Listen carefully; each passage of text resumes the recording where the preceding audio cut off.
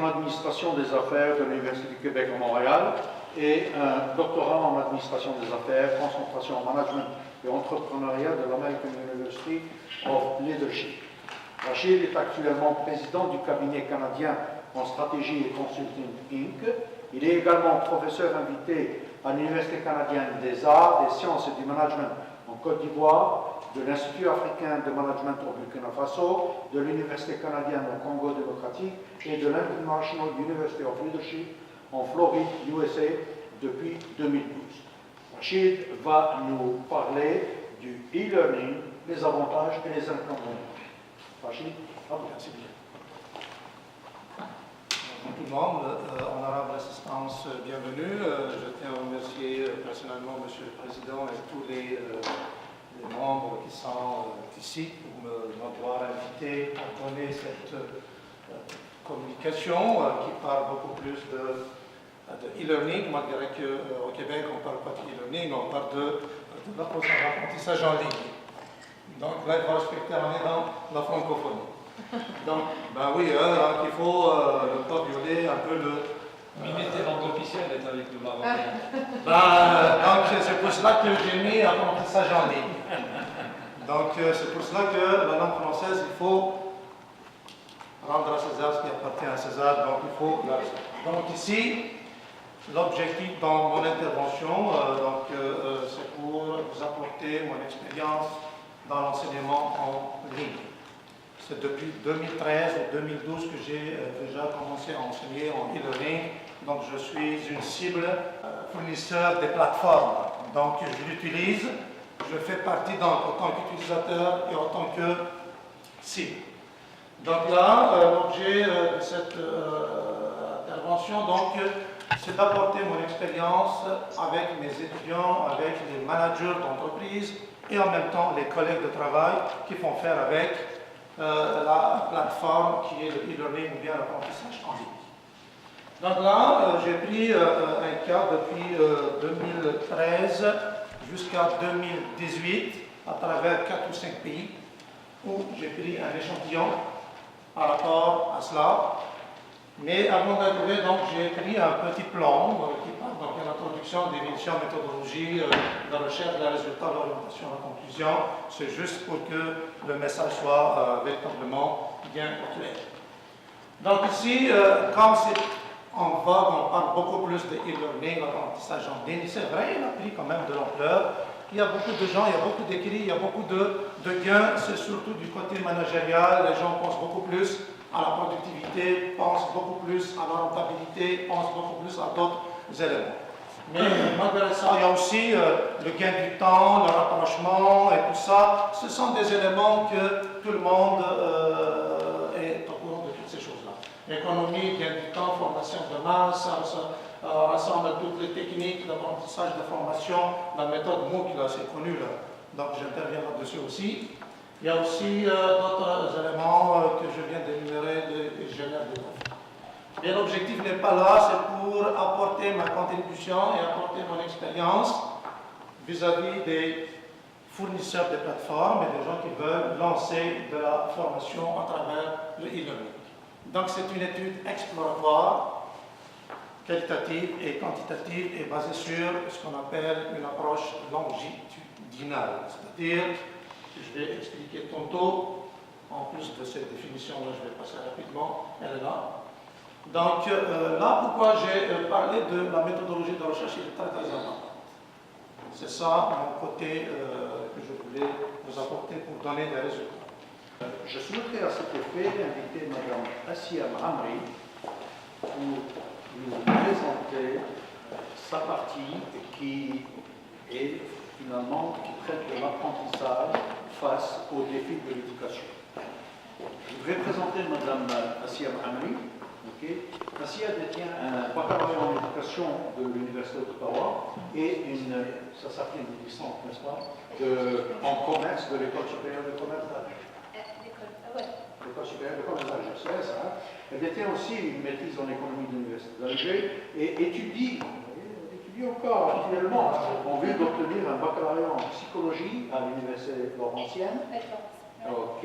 Elle travaille également, c'est c'est pas suffisant d'étudier, n'est-ce pas? Il faut travailler pour compléter un doctorat en économie à l'Université d'Alger. Ouais. Ok. C'est Le menu est long. Ok. Ainsi, à compte plus de 18 ans d'expérience dans l'enseignement, au titre de professeur à différents niveaux, que ce soit depuis l'élémentaire jusqu'à l'universitaire, n'est-ce pas? Elle a été toujours responsable auprès de CODER, et à l'heure actuelle, Assia est directrice de projets internationaux à Aziza for Women. Ok? Le parterre is all yours, madame. On utilise des stratégies adaptées à le genre, à le type d'intelligence de l'enfant. On sait tous que ce n'est pas tous les enfants apprennent de la même manière. Et là, on a les 8 intelligences que tout le monde devrait connaître. On a dit que l'école est très structurée. L'école planifie, l'école enseigne, utilise des stratégies. Mais de l'autre côté, qu'est-ce que les parents peuvent faire? Quelles sont les conditions de vie de l'élève en dehors de l'école? Et ça, c'est très important. Quelles sont les conditions de vie de l'élève hors de l'école? L'éducation et l'apprentissage commencent et se poursuivent à la maison. Les parents. Les parents sont responsables de quoi? Les parents sont responsables d'offrir à leur enfant, dès le jeune âge, l'outil de communication qui est utilisé à l'école. On n'est pas contre de garder sa culture, de garder sa langue, mais au moins, avant d'envoyer cet enfant à l'école, on doit lui offrir la langue avec laquelle il va traiter, il va apprendre à l'école, il doit comprendre les consignes, il doit comprendre les leçons de l'enseignant. S'il ne comprend pas, donc il va accuser en retard. Essayez, le deuxième point, c'est de l'introduire. En tant que parent, je dois introduire mon enfant à la culture de l'école, à la culture de la classe, à la culture des amis qui existent là-bas. Sinon, il sera rejeté. Et on le voit dans nos écoles. Autant qu'enseignant, je le fais. Pourquoi l'initier à cette culture? Un enfant ne peut pas être heureux tout seul dans la classe. Il doit il doit créer des liens avec les autres enfants. Il doit tisser, comment je peux dire, il doit tisser des relations, il doit tisser une amitié avec les autres enfants, sinon il sera rejeté. Un enfant rejeté, c'est un enfant qui va se plier sur lui-même et c'est un enfant intimidé, donc il n'a pas les capacités d'apprendre comme tous les autres élèves. Mais je crois qu'on voudrait passer à la troisième partie de cette conférence débat. Et à cet effet, je voudrais présenter M. Farid Bensbach, qui nous fera une introduction sur l'initiative Likour, et il continuera avec une démonstration de live de la plateforme qu'il a développée avec ses collaborateurs. Dr. Bensbach, s'il vous plaît. Merci, Kacha. Avant de commencer, oui. Donc, répondre rapidement à la question que vous avez posée. Donc, nous, on s'attarde surtout au niveau du primaire jusqu'à la terminale. Donc, je suis d'accord avec ce qu'il y a eu tout à l'heure, vraiment l'approche hybride. Ça, sur les plateformes, c'est un complément. Ça ne va jamais remplacer l'école. Le jour qu'on va essayer de faire ça, ça va être une catastrophe. Vous voyez, il a commencé même avant que je le présente. Hein? Bon, Farid, qui est Farid? Il détient un diplôme de l'Université des sciences et technologies Houari Boumediene d'Alger, une maîtrise en sciences de l'Université de Strasbourg en France et un doctorat en sciences des matériaux de l'Université de Montréal. Farid a travaillé à l'Université de Houston aux États-Unis comme chercheur associé pendant 2 ans et a ensuite rejoint le Centre national de recherche du Canada en 1997 comme boursier associé de recherche postdoctoral, n'est-ce pas? Farid occupe à l'heure actuelle un poste au Centre national de recherche du Canada. Il est reconnu comme un expert mondial dans les énergies renouvelables, les matériaux avancés. Il est auteur de plus de 50 publications scientifiques et techniques et de 5 brevets. Il a récemment écrit un livre sur les nanotechnologies et leurs applications dans les secteurs de l'énergie, de l'industrie, de l'environnement et de la santé.